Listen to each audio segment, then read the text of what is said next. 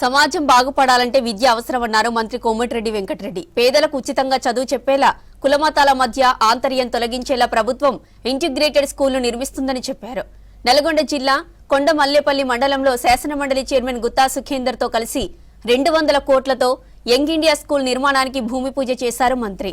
విద్య ఎక్కడుంటుందో అక్కడే అభివృద్ధి ఉంటుందని తెలిపారు గుత్తా సుఖేందర్. ప్రైవేటు హాస్పిటళ్లలో దోపిడీ తప్ప ట్రీట్మెంట్ జరగలేదన్నారు. త్వరలోనే 200 పడకల హాస్పిటల్ను ప్రజలకు అందుబాటులోకి తెస్తామన్నారు. ఇక ఎస్ఎల్బీసీ డిండి ప్రాజెక్టులు పూర్తి చేసి జిల్లాలో నీటి కష్టాలు లేకుండా చూస్తామని చెప్పారు నేతలు. ఒకటి సొరంగ మార్గాన్ని పూర్తి చేసి ఎల్లిపాగల రిజర్వాయర్ని పూర్తి చేసి మరి నీళ్లను గ్రావిటీ ద్వారా తీసుకొచ్చేటువంటి కార్యక్రమం ఒకవైపు అయితే, రెండో వైపు డిండి ఎత్తిపోతల పథకాన్ని ఇప్పటికే కొన్ని రిజర్వాయర్లు పూర్తి చేసినాం. దాంట్లో సింగరాజపల్లి కావచ్చు, గొట్టముక్కలు కావచ్చు, కృష్ణాంపల్లి కావచ్చు, శివనగూడెం కావచ్చు, ఈ రిజర్వాయర్లు పూర్తయినాయి. మరొక 2 రిజర్వాయర్లు పెండింగ్లు ఉన్నాయి. ఒకటి చింతపల్లి, ఒకటి 20 దగ్గర ఉన్నటువంటి గోపంపల్లి. ఈ 2 రిజర్వాయర్లను పూర్తి చేయడంతో పాటు ప్రధానంగా లింకు 18 కిలోమీటర్లు మరి పూర్తి చేయాల్సినటువంటి అవసరం ఉంది.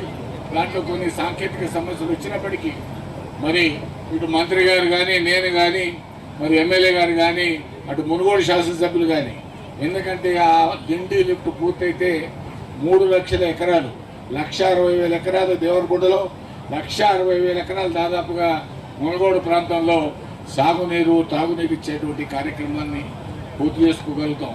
ఇప్పటికే 3-4 వేల కోట్లు ఖర్చు పెట్టడం జరిగింది. కాబట్టి మిగతా కార్యక్రమాలను ఎటువంటి పరిస్థితుల్లో ఈ 2 ప్రాజెక్టులు ఈ 2 సంవత్సరాల కాలంలో పూర్తి చేసుకున్నట్లయితే ప్రాంతానికి సస్యశ్యామలంగా ఉంటుందనేటువంటి విషయాన్ని నేను ఈ సందర్భంగా మనవి చేస్తాను. ఎందుకంటే ఈ ప్రాంతం ప్రధానంగా గిరిజన ప్రాంతం కాబట్టి ఈ ప్రాంతం వెనకబడ్డ ప్రాంతం. మీకు లిస్టులో చూస్తే కూడా ఉమ్మడి ఆంధ్రప్రదేశ్ రాష్ట్రంలో 294 కాన్స్టిట్యున్సీ ఏదంటే దేవరకొండ ఉండేది. అటువంటి ప్రాంతం ఇది. కాబట్టి ఈరోజు ఈ ప్రాంతంలో మనం అన్ని సమస్యలను పరిష్కారం చేసేటువంటి వైపు ముందుకు పోతా ఉన్నాం. సీఎం గారు నేనేమనుకోను, మా దగ్గర ప్రైవేట్ హాస్టల్స్ కానీ కొన్ని గవర్నమెంట్ కిరాయి బిల్డింగ్లు ఉన్నాయి. దేవరకొండ ముఖ్యం, మాది నెక్స్ట్ ఇయర్ పెట్టుకుంటా. నాకు యంగ్ ఇండియా కూడా ఉండని అంటే ఏం కాదు, త్వరగా అది కూడా శాంక్షన్ చేస్తాం.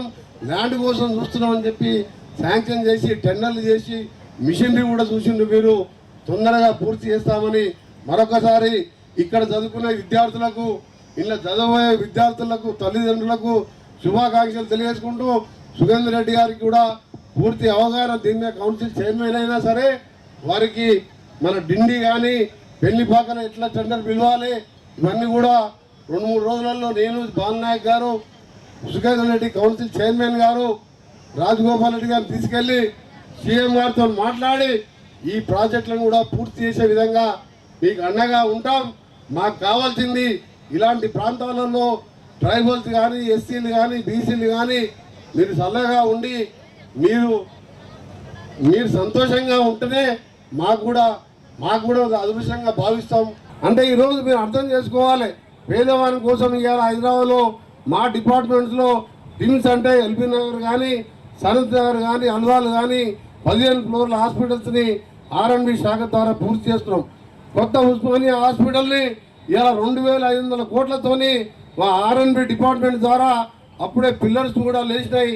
దాన్ని కూడా పాత బిల్డింగ్ కూలిపోతుందని చెప్పి కొత్త బిల్డింగు గోషామాల్ స్టేడియం 32 ఎకరాల్లో దాన్ని ఫస్ట్ లెవెల్ అప్పుడే పిల్లర్స్ కూడా వేస్తున్నాం. కొత్త హైకోర్టు బిల్డింగ్ కడుతున్నాం. ఇన్ని ఒక్కొక్కటి అవసరాలను గుర్తించి ఒక్కొక్కటి చేసుకుంటూ ముందుకు పోతున్నాం. మీ అందరికీ ఒకటే కోరుతున్నాం, వెనుక ముందైనా సరే తప్పకుండా నల్గొండ జిల్లాని, ముఖ్యంగా దేవరకొండ శ్రీశైల సొరంగం కోసం ఆ రోజు ఏఎంఆర్ వాళ్ళ కోసం ఏ విధంగా సుఖేందర్ రెడ్డి కొట్టాడిండో, సొరంగం కోసం రాజశేఖర రెడ్డి గారికి చెప్పిన దీనికంటే ముందు పులిచింతలు శంకుస్థాపన చేస్తే అసలు ఆడ 3వ పంట కాదు, మాకు అసలుకే ఫ్లోరైడ్ నీళ్ళతో చచ్చిపోతున్నాం. దేవరకొండ, మునుగోడు, నల్గొండ, నగరికల్లు ఇవాళ మాది మొత్తం ఎక్కడ చూస్తే మాది 1000 ఫీట్లు వేసి నీళ్లు పడదు, పడ్డా పచ్చగా ఫ్లోరైడ్ నీళ్ళు వస్తాయని కొట్లాడి సొరంగం తెచ్చుకున్నాం. 30 కిలోమీటర్లు చేసినాం. మన గవర్నమెంట్ మారిపోయింది. దానికోసం ఆ రోజు ఎన్నో మాటలు చెప్పిండ్రు. చేసుకొని కూర్చుంటున్నారు. ఎక్కడ అయిపోయింది దాని గురించి విమర్శించి వేస్ట్. మన గవర్నమెంట్ రాగానే ముఖ్యమంత్రి గారు పిలిచి అన్నా నీకు సొరంగం నీకు ఇష్టం కదా, బ్రాహ్మణ వేళ ఇష్టం అని చెప్పి అడిగి మరీ నిధులు ఇచ్చి పనులు పూర్తి చేసి 40,000 ఎకరాలకు నీళ్ళు ఇస్తున్నాం. ఇంకా చెరువులో పనులు నడుస్తున్నాయి. ఇవాళ సొరంగం కూడా మన దురదృష్టవశాత్తు నేను అమెరికా పోయి అది తీసుకొస్తే కూలిపోయి 8 మంది చనిపోవడం బాధాకరం. అయినా సరే కొత్త మెకానిక్ ద్వారా మన జిల్లాకు చెందిన ఉత్తమ్ కుమార్ రెడ్డి గారే మళ్ళీ దాన్ని స్టార్ట్ చేయించి 500 మీటర్లు కంప్లీట్ చేసినాం.